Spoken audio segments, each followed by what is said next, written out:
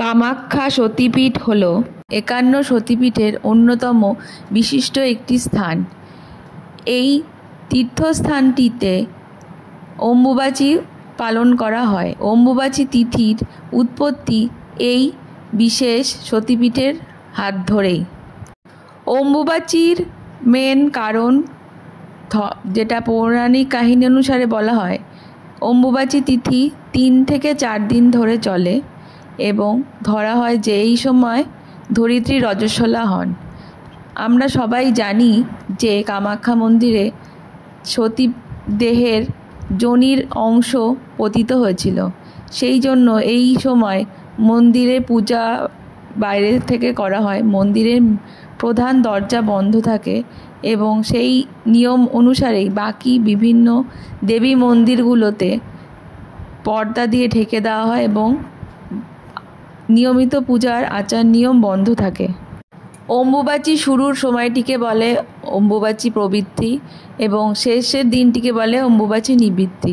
এই সময় অবিবাহিত এবং বিবাহিত এবং বিধবা মহিলারা বিশেষ কিছু সামাজিক আচার অনুষ্ঠান মেনে চলেন। এই ব্রত চলাকালীন শাক গ্রহণ করবেন না, কারণ শাক তোলার সময় ধরিত্রীকে আঘাত করা হয়। এছাড়া অম্বুবাচী চলাকালীন দই খাবেন না। প্রচলিত বিশ্বাস অনুযায়ী এই সময় দই খেলে শুক্র গ্রহের খারাপ প্রভাব পড়ে জীবন থেকে সুখ, সমৃদ্ধি, বিলাসিতা সমস্ত কিছু লোপ পায়। এছাড়া এই সময় পান খাওয়া উচিত নয়। জীবনে দুর্ভাগ্য নেমে আসতে পারে এবং নানা রকমের জ্বালা যন্ত্রণায় জীবন বিদ্ধ হয়ে যেতে পারে। এছাড়া এই সময় তেতো জাতীয় জিনিস গ্রহণ করা উচিত না, যা খেলে জীবনে তিক্ততা বাড়ে। এছাড়াও এই সময় টক জাতীয় জিনিস গ্রহণ না করাই ভালো। এটি গ্রহণ করলে জীবনের দুর্ভাগ্য ঘনিয়ে আসতে পারে এবং রোগ জ্বালা ব্যাধি বাড়তে পারে। সর্বশেষ এই সময় একদমই উচিত নয় কোনো নেশা জাতীয় দ্রব্য গ্রহণ করা, যা জীবনে দুঃখ, কষ্ট এবং সংসার পরিবারে দুর্ভোগ ও বিপর্যয়ের কালো ছায়া নামিয়ে আনতে পারে। এই সময় কোনো শুভ কাজ করবেন না, যেমন বিবাহ, হালধরা জাতীয় কোনো মাঙ্গলিক কাজ একদমই করা উচিত নয়। অম্বুবাচী তিথি চলাকালীন দেবী মন্দির এবং বাড়িতে এবং মঠে যে নিয়মগুলি অবশ্যই পালন করা হয় সেগুলি হলো: গাছে হাত না দেওয়া, নতুন গাছে না লাগানো, কৃষিকাজ না করলেই ভালো হয়, কারণ এই সময় খনন কার্য না করাই ভালো। বিশেষত অবিবাহিত মেয়েদের গাছে ফুল তোলা নিষিদ্ধ। এই সময় বাড়িতে কাঠের সহযোগে আগুন জ্বালানো একেবারেই উচিত নয়, বরং খোলা আকাশের নিচে এই কাজ একদমই করা তো আরোই উচিত নয়। নতুন বস্ত্র একদম পরিধান করা ঠিক নয়। শার্টিন কাপড় একদমই পরা উচিত নয়।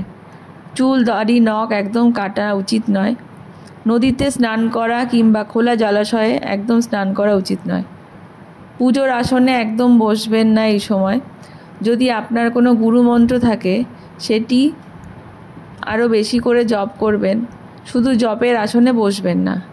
এই কদিন ব্রহ্মচর্য পালন করা ভালো। আহারে নিরামিষ অনেকেই খান, তবে নিরামিষ কেবল বিধবারাই খাবেন, সধবারা খাবেন না। সধবাদের জন্য আমিষ পদ খাওয়াই ভালো। এই সময় ঠাকুরের মুখ লাল কাপড় দিয়ে ঢেকে রাখা উচিত। শঙ্খ কিংবা কাঁসর, ঘণ্টা এগুলি না বাজানোই ভালো।